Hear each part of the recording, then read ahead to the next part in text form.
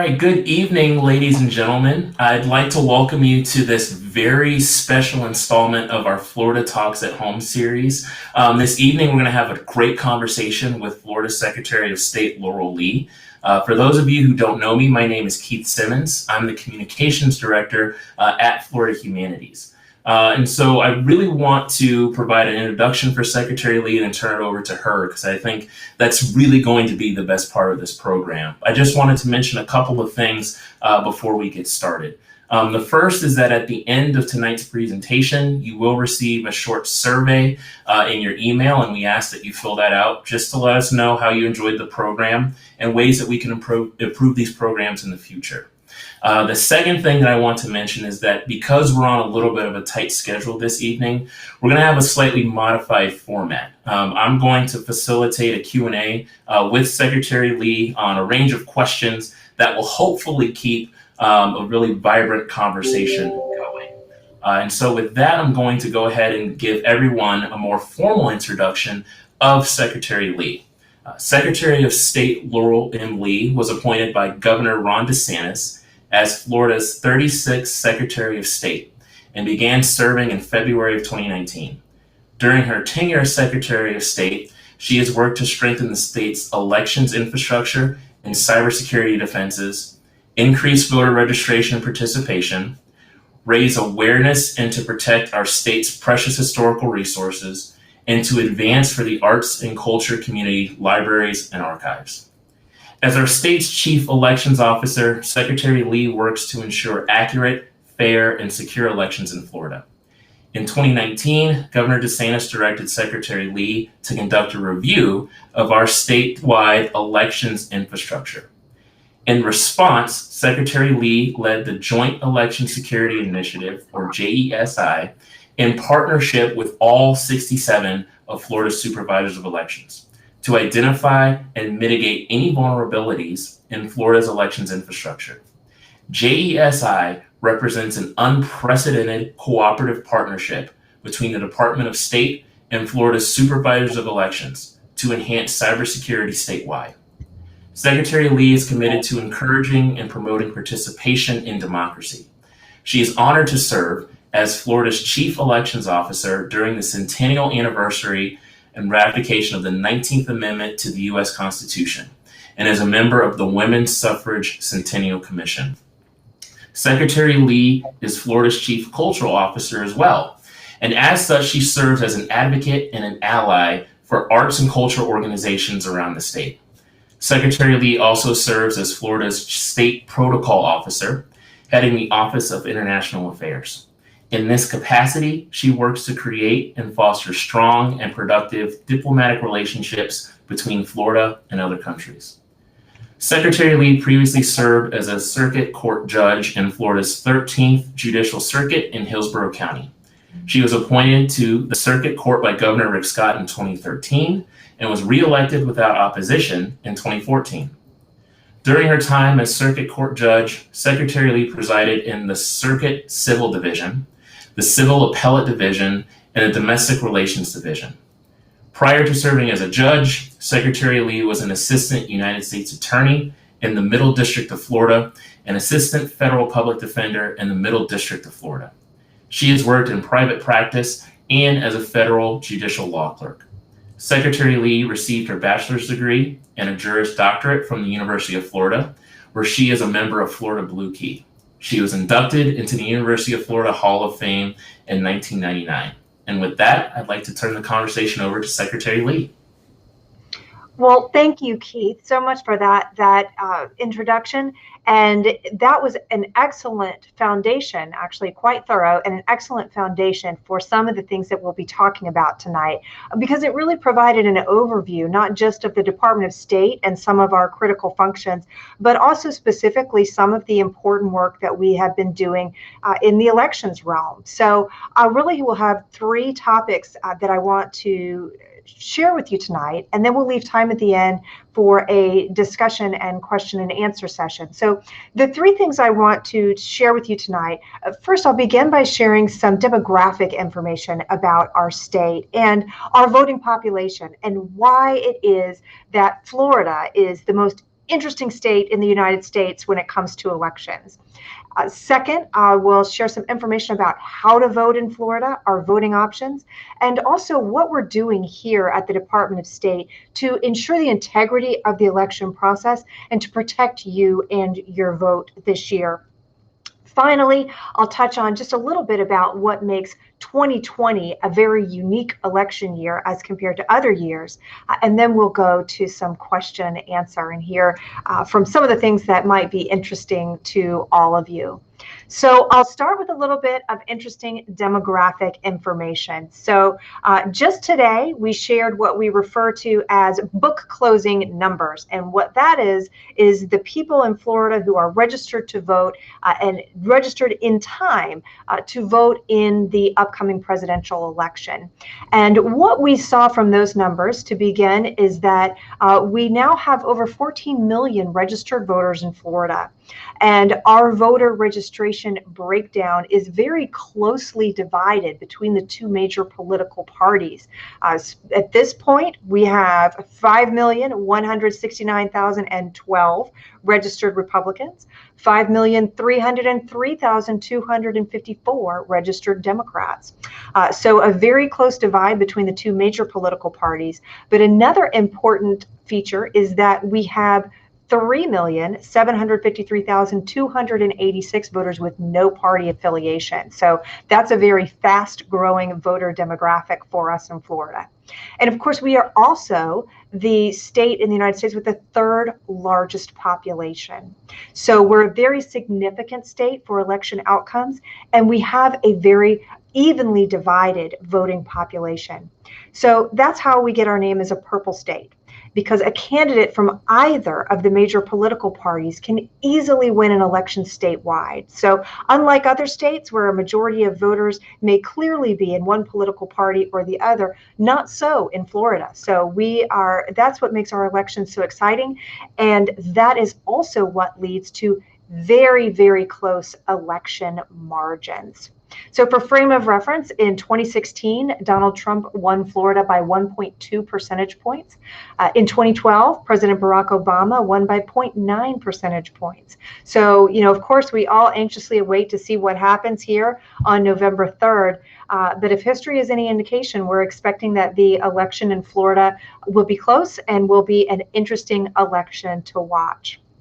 So another thing that is significant to know about that is that it's one of the reasons that makes civic engagement and each individual voter very important. Each voice, each vote especially matters in a state like Florida where our election margins are so very close. So one of the things that I always do when I have an opportunity to speak to a group is encourage civic participation. Of course, if you're not registered to vote, get registered to vote. And remember how close those elections are, because every single voter can make a difference. There's several things that we're also encouraging voters to do this year. Because of the coronavirus, which I'll talk about a little more later, things have really changed this election cycle, where typically you would be seeing candidate forums and community events. Many of those have gone virtual, but it's important to know that they're still happening. So if you're interested in learning more about a particular political candidate or a particular political issue, still seek that information out, because you will find that all of those candidates and all of those issue groups are still out there very much trying to connect with voters. Most have just taken their information and taken their forums and events and placed them online. So I encourage you all to stay active and engaged with the political process, just as you would in a normal year, and just understand that you might be looking in different places to find those opportunities to interact with candidates. So the second thing that I want to spend a little time talking about is how to vote in Florida and what we're doing, both the Department of State and your local supervisor of elections, to protect the integrity of our election and also to keep you and your vote safe. So in Florida, we're very fortunate to have three options for all voters: voting by mail, voting in person, by early voting, and then voting in person on election day. So I'll spend just a minute on vote by mail, because of course we've all heard a bit of a national dialogue around the subject of voting by mail. And it's important for Floridians to know that voting by mail in Florida is safe, it is reliable, and you can have confidence that if you choose to vote by mail, your vote will be counted. Voting by mail in Florida is something that we are very experienced with. This is not a system that we attempted to enact or change as a consequence of the coronavirus. It's actually something that we've been doing successfully for a very long time. Voting by mail in Florida actually dates back in some form or fashion all the way to 1917, and it has existed in much its present format for close to 20 years. So in Florida, a voter must request a vote by mail ballot. When they make that request of a supervisor of election, that request must match an existing voting record. Ballot goes to the voter fills out and completes his or her ballot, signs it, sends it back, and that signature again must match an existing voting record. So the reason that those steps are important is because they are part of the way that we ensure the integrity of that vote by mail process, that we have those checks in place to enhance the integrity and security and the vote all the way from when it leaves the supervisor's office all the way to when it gets back. So, we're very fortunate to be experienced with this process. Our elections officials know how to use it. Our postal carriers are familiar with it, and so are our voters. So we here in Florida, I believe, will have a very successful vote by mail operation. Two things that are important to know, particularly if you're a new voter to using that voting option, is first, the vote by mail ballot must be signed, and second, it must be received by 7 p.m. local time on election day. So it's very important that if you choose to vote by mail, you ensure your ballot gets back to your supervisor of election by 7 p.m. on election day. So early voting and voting in person on election day. Early voting coming up, there's a period where all counties across the state will have early voting. That will be October 24th through 31st. Some counties will have additional early voting days starting as early as this coming Monday.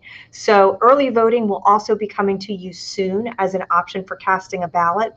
That's often how I choose to vote. Early voting is a very convenient and easy thing to do, and available, of course, again, for every Florida voter.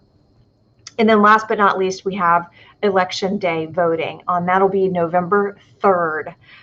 So before going out to vote this year, I do encourage everyone to go to your supervisor of elections website and check your precinct and polling location information. Make sure you've got the best, most up-to-date information before you head out to the polls. It's also important to know, and one thing I want to spend a little bit of time talking about is what we're doing to protect you and your vote for those who do choose to vote in person, whether by early voting or voting on election day. So obviously we're all experiencing the coronavirus pandemic, and we worked very hard at the state level and the local level to ensure that we are prepared to meet that challenge and keep voters and the voting process safe. Governor DeSantis entered an executive order in response to the pandemic to ensure that local supervisors of elections had the extra support they needed, including directing our State Department of Emergency Management to provide necessary PPE, so face masks, hand sanitizer, sanitizing wipes, to ensure that all local election officials had all of the equipment and supplies that they might need to keep those polling locations clean and safe for voters. We will be observing social distancing in the polls. So whether you're standing in line or actually voting, you can expect that social distancing and public health guidance will be observed. A side note to that, one thing we might also see, though, because supervisors are working so hard to keep precinct locations sanitized and observe social distancing, voting may take a little bit longer this year. So please understand that as voters are spaced out 6 feet apart and polling locations are sanitized, thoroughly, that it might just take a little bit longer this year. So please plan ahead and try to be a little bit patient with your supervisor of election if you do see a bit of a line on election day. Let's see. I also want to talk a bit about what we're doing on the cybersecurity front. That, I think, is very important information for all Floridians to have, to know that once they cast that ballot, that their ballot is counted and their ballot is secure. When Keith went through the introduction of me, he actually covered a great summary of some of the important work that we've been doing with supervisors of elections to ensure that we had developed a strong baseline of cyber and physical security across the state. Over this past year and a half, our cybersecurity experts at the Department of State have gone to every single one of Florida's 67 counties, and in collaboration with each of those supervisors and their staff, conducted an election-specific risk assessment to see where we were, and then worked with those supervisors to ensure that any vulnerabilities that were identified were addressed or mitigated prior to the election. So we also work very closely with our federal partners. Both Department of Homeland Security and the FBI work very closely with us to ensure that we have information that we need and resources that we need to stay strong and be prepared for any threats that might come to our elections infrastructure. And we do face serious threats. Every single day, domestic and foreign actors attempt to penetrate our network, and every single day we defend against those threats. And through our election security initiative with the supervisors, we've worked very hard to be sure that we have things in place like hardware, software, updated voting systems, upgraded firewalls, and all of the tools that we believe that we need to try to be continually prepared to meet those threats as they evolve and emerge. We've made significant investments in all of those things that I just mentioned, both federal dollars and state dollars, to make sure that we had the tools, equipment, and expertise that were required in today's voting environment. And one thing that is also a really great component of the Joint Election Security Initiative is, we recognized, and I learned over the course of time through working with cybersecurity experts, that you can make these critical investments. You can invest millions and millions of dollars, but if you don't also train your employees, all of us who are working in the field of elections, if we all don't also understand, what is a phishing email? What is social engineering? What are the tools that some of these bad actors are using to try to manipulate our behavior? That, if an employee clicks the wrong email, we could still be made vulnerable despite these critical investments. So we've also focused a lot on training to try to be sure that anyone who's touching the elections infrastructure understands those threats and is prepared to identify and fight against those threats. We refer to that as our human firewall. So we've been working on building up and strengthening our human firewall in addition to our cyber and physical firewalls.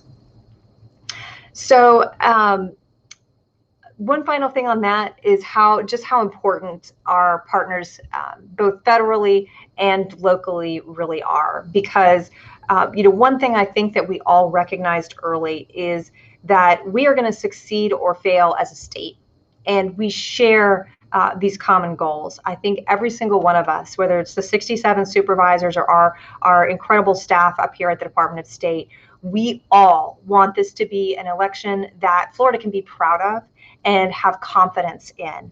And so we're very unified in our goals and our objectives, and really it has been just an extraordinary pleasure working with all of them to prepare for the upcoming election. All right, so my third topic, and then we'll go to questions, is I want to spend just a moment on what makes this particular election unique.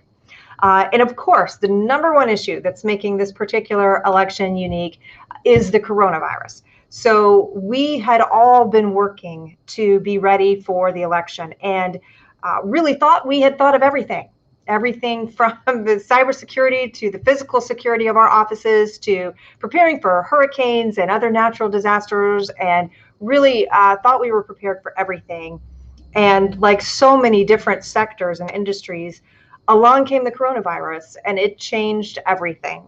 So we really had to stop and follow the CDC guidelines, see what they were, how are they going to apply to the way that we operate, what, if anything, did we need to change and adapt to ensure that we could keep our election workers and our voters safe at the polls. And we had an election, of course, we had our primary election back in August. And that was an opportunity to see all of the plans and procedures that we put in place at work. And I'm very pleased to report that it was very successful. That, as we talked about earlier, that our elections officials and our poll workers ensured that our precinct facilities were kept clean, that voters were spaced out, that they all wear masks, everything possible that we can do to make sure that voters who choose to vote in person can have confidence in that process and feel free to exercise that as their option to vote. Of course, another important feature is that when it comes to vote by mail, we are what's referred to as a no excuse required state. In other words, anyone can vote by mail. You don't have to fit a certain criteria or be out of town or anything like that. Anyone who so desires, if a voter is more comfortable, anyone who wants to vote by mail is entitled to do that in Florida. And supervisors of election are also working very hard to make sure that there are many opportunities to return those ballots. So, any voter who has opted to vote by mail and has that ballot can either put it in the mail to send it back. You can drop it off at any early voting site while those early voting sites are open.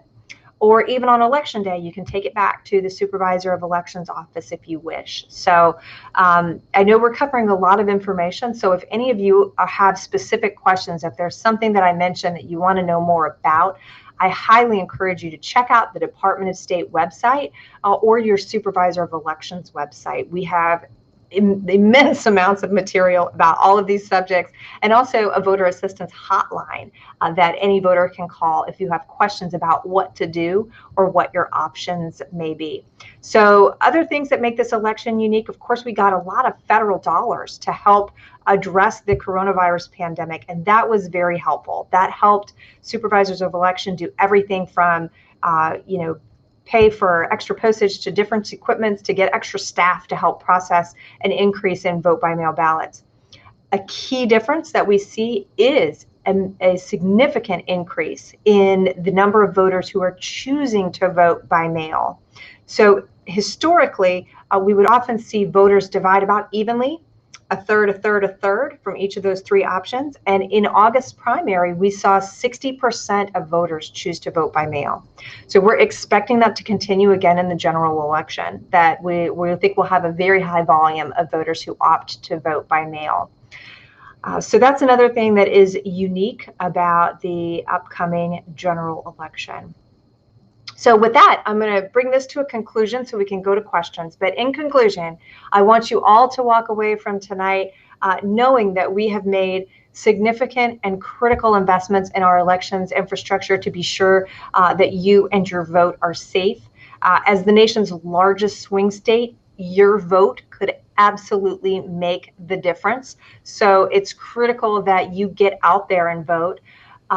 Civic engagement also means one thing that's very important that I'm sure we'll cover in the questions and answers. I want to be sure that I touch on before we close out tonight is the concept of misinformation and disinformation. Part of being civically engaged is being sure that when you go seek out information that you're getting it from a reliable source, that you're getting good, accurate information that you can count on. And one great way to do that is to go to your supervisor of elections or the Department of State. Remember that you have options when it comes to casting your ballot, so you can choose the one that is the best for you in Florida. And most important, I like to leave this with every group I have the chance to spend some time with, is the concept that elections are partisan.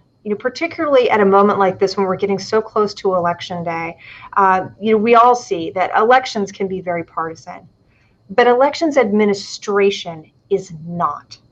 And your supervisor of elections and our team here at the Department of State, we work for every Floridian, regardless of how you may choose to vote or what your party affiliation is, that we're here for every Floridian. Elections administration is not a partisan business. So we want all Florida voters to know that they can have confidence in the integrity of our elections and the security of their vote. So with that, Keith, I would welcome any questions that you have or any matters that would be good for discussion. Thank you so much, I think, for that fascinating insight in terms of our process. And I do have a couple questions that I was thinking of as you were talking. And one of the things that I'm kind of curious about is, as our state's chief elections officer, I wonder if you could just tell us, what's your favorite memory or experience with voting? My most memorable voting experience was the first time that I was personally acquainted with a candidate. And this particular candidate was in, let's see, it was a primary election. He was running for Congress and had a primary, and there was a runoff in the primary election. And so it was kind of an extra round that nobody was expecting to have. And I remember at the time I was a new lawyer. I was still relatively new at my law firm, and at the day that this election was scheduled, it was a very busy day at work, and it was pouring rain, and I really had to make myself get up and go to, leave my desk and go and vote. And, my friend who was a candidate actually won, but by the smallest, it was a handful of votes. And I will never forget it, because that was what first really resonated with me, that voting is not the kind of action where we can sit back and think someone else will do it, that someone else will do it and it will express what I want to see happen in our society, or it will adequately express, my views and what I want for the future of my community. It's very important that all of us learn about candidates, learn about issues, and rain or no rain, that we all get out there and vote. Well, I think certainly, like you said, rain or no rain, global pandemic or not, or anything else that's going on, there's certainly options for Floridians to express their opinion and to exercise the right to vote. And I think certainly everyone that's watching this presentation will certainly do that. One of the questions I kind of have is related to this. So, we are certainly going to be going through the voting process over the next couple of days and weeks. And it's very common in the past for a candidate to be declared the winner on election night, particularly for the presidency. But the process itself, in terms of declaring a candidate and following through, is a little bit more involved than that. So I wonder if you could just give us an overview of, how exactly does it work? How are these votes tallied? And I know that there's something called certification that the secretary provides for different elections. And so what does that entail? Sure. So you're absolutely right. This is a really interesting subject, and something that you're going to hear secretaries of state talking about across the country. So I'm very optimistic that we likely will have unofficial results on election night in Florida. There are a couple of reasons why we're differently situated than some other states. And one is that our supervisors of election can start canvassing vote by mail ballots as they come in, and many of them are already doing that. And Governor DeSantis actually extended the amount of days and time that they had to conduct that canvassing of the vote by mail ballots in his executive order. So our supervisors are already doing that work and keeping up with those ballots as they come in. And in some other states, that work cannot begin until election day. Another important difference is that our vote by mail ballots are all due on election day by 7 p.m. Some other states, that's not the case. Some of them have a deadline that can be days or more after election day. So I've heard a number of my counterparts in other states talk about how, hey, we're not going to have election day this year. We're going to have election week or election month. And again, I don't think in Florida that's nearly as likely to be a challenge. That said, one of the things that your question touched on that's important to remember is that what we see on election night is unofficial preliminary results. those are not the official election night results. So we will get those in on election night, the unofficial results. We do have 2 time zones, so we don't announce anything at the Department of State until the central time zone. Polls are also closed. And then after that point, the unofficial results are due to the Department of State on November 7th, 4 days after the election, and the official results from the supervisors of elections are due on November 15th. So after that, we will certify the official results of the election. I think that's certainly great information to know, just that we can have a general sense of how the election turned out, but it is really that certification at the end that sort of puts the seal on everything. Is that right? That's exactly right. That's exactly right. Mm-hmm. And so I think that, something that's such a momentous event like an election, it's something where a lot of us as citizens, we go, we do our part, we see the results, and then we kind of go on, with our lives. But I imagine if you're a supervisor of elections or the Secretary of State, once an election is certified and it's officially over, so to speak, how soon are you starting to prepare for the next election, and what does that process look like? I mean, is it a multi-year process? Do you get somewhat of a break in between, or when do you have to start thinking about that next set of elections? Yes, elections and preparation for elections is a job that never stops. So many of the things that we're actually doing now to prepare for November 3rd are actually systems and processes and investments we're making that aren't just for this election, but are for the coming elections in future years. So we will immediately begin work on the 2022 elections as soon as we finish this one. So it's very much a year-round task in the Division of Elections. Similarly, when we talk about, and one thing that's been a subject of particular interest in this election cycle, because of the world we live in today, is cybersecurity and election security. And in that realm, one of the things that I like to say is that cybersecurity is a race with no finish line. So the threats we face, the threat landscape that we confront in the world of cybersecurity is constantly evolving. So that is a challenge we'll continue to meet every day, a constantly evolving challenge that we'll never stop working on. So we really are in a state of perpetual motion and perpetual preparation when it comes to elections, and making sure that we stay current, making sure that we stay in constant communication and contact with our partners, and being prepared for any eventuality that might come up in the future. And it's certainly reassuring that you have all that work going on, just consistently in terms of preparing for elections. And I wanted to go back just for a second, if we could, to talking about when it comes to a single election. And so you're in that voting booth and you see, like in this year, it's a presidential election year. So you have presidents. It's not uncommon to also have senators, members of Congress, and the list kind of goes down ballot, so to speak. And I wonder if you come across in your work as Secretary of State, is there a really sort of unique office or position that some entity that the people of Florida get to elect? I'm thinking sort of like the stereotypical dog catcher that we kind of heard about, as that as a possibility. Is there anything really like that you've seen? Oh, 100%. And you will see offices typically, down near the end of your local ballot. There will absolutely, in many counties, be offices that are less common and less frequently known. Things like bridge authorities, port authorities. We even have mosquito control districts, soil and water conservation districts, island authorities.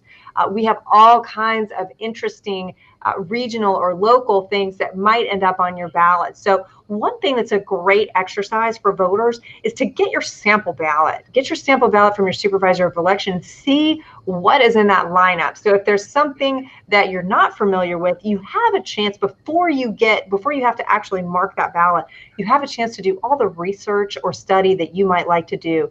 Same about constitutional amendments. If you have any questions or things that you want to know or understand about those constitutional amendments and whether to vote yes or no, it's a great opportunity to read those in advance before you get to the polls. I think that's absolutely fantastic advice. And we talked about this a little bit, I think, in my introduction of you, and you mentioned some of these things, I think, earlier in our conversation, talking about the Secretary of State. You know, you are the Chief Election Officer, but also the Chief Cultural Officer, the Protocol Officer. And so this isn't directly related to voting per se, but I guess if trying to explain your job sort of in a nutshell, what all would you say a Secretary of State does, or what all is a Secretary of State responsible for? That is a great question, because we are an incredibly diverse agency, and you really covered a lot of the things that we touch on in your introduction. So we work in we have the Division of Arts and Culture, where we support arts and culture agencies around the state. Of course, here is a place that we intersect a great deal with humanities and the types of things that we bring to communities to enrich them and make them stronger. So arts and culture is a big part of what we do. And I'm really one of the things I'm looking forward to post-election day is the opportunity to spend some more time on these other parts of the Department of State.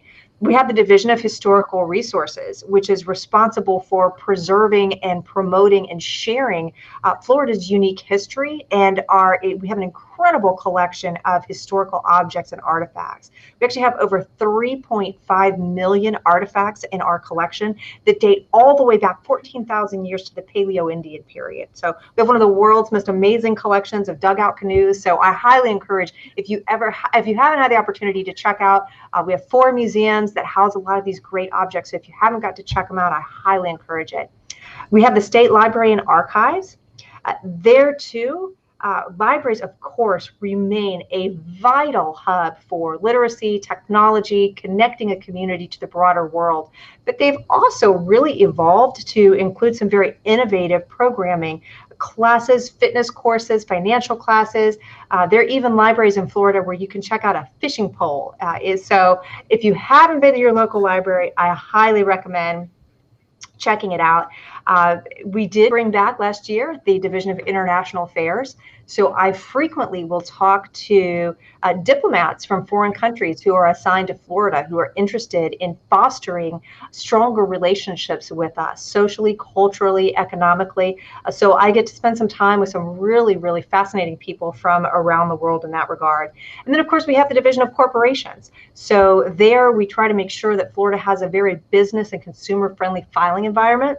The bottom line is the Department of State is an incredible place. It is absolutely filled with this set of each so diverse, but so important, so special to Florida and who we are as a community and as a culture and as a state. So I absolutely love getting to work in all of these different areas. And again, starting November 4th, I'll be spending a little more time in the other divisions of the Department of State.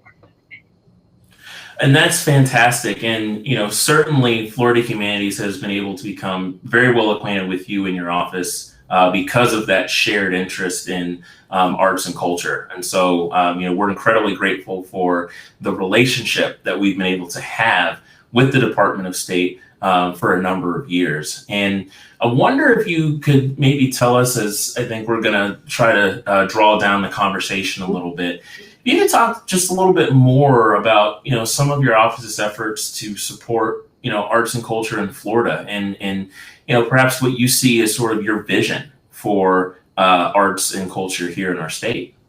Absolutely. Well, and on the subject, we've talked about how the coronavirus has affected elections a great deal. But of course, it's also having incredibly significant and drastic effects on our arts and culture community. And those, that community is such an incredible part of both what makes Florida such a vibrant and rich place to be, that enriches our communities and strengthens our communities. And is also a huge economic driver in Florida. arts and culture organizations are a huge part of our tourism industry, and what not only brings people to Florida, but makes them stay. It makes them stay for a couple of extra days and take in a show in a museum and a dinner.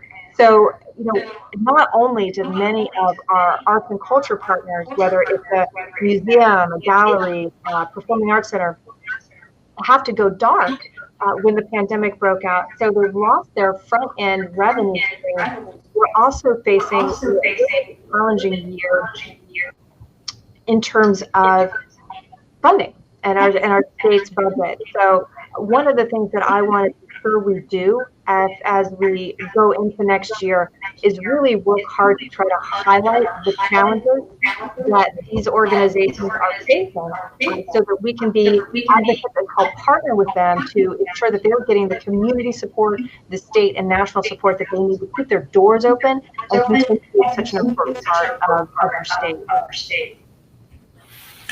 And certainly appreciate, again, those efforts in that regard. And I certainly would be remiss if I didn't mention that one of the products that we've been able to produce at Florida Humanities with the generous support of the Department of State is Forum Magazine. And I would like to just remind our viewers that you can go to floridahumanities.org and you can access our very rich archive, several decades going back in terms of different issues. And recently we've been very honored to have Secretary Lee feature a letter in some of these most recent issues that we've published.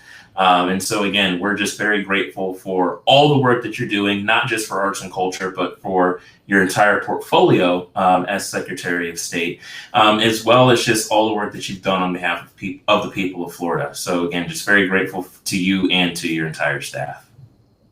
Well, I appreciate the partnership and some of the events, programs, and collaborations we've been able to put on together. We're extremely proud of at the Department of State. So I appreciate the opportunity to contribute to such a beautiful publication and also to get to be here with you tonight. It's such an important time for us to be reaching voters and communicating with voters. And so I very much appreciate the opportunity to just share a little bit about what we're doing.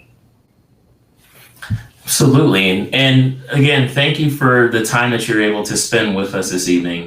We really do appreciate it. I think that we've got a lot of great insight into how our electoral process works, but certainly the takeaway, I think, for everyone who's watching this program is to visit your local supervisor of elections website, as well as to visit the website for the Secretary of State to get the most accurate, up-to-date information on voting, and to then also go out and vote. It's certainly one of the most important things that I think we can do in this last few months of this very interesting year that has been 2020. So again, Secretary Lee, thank you for your time this evening. We really do appreciate it.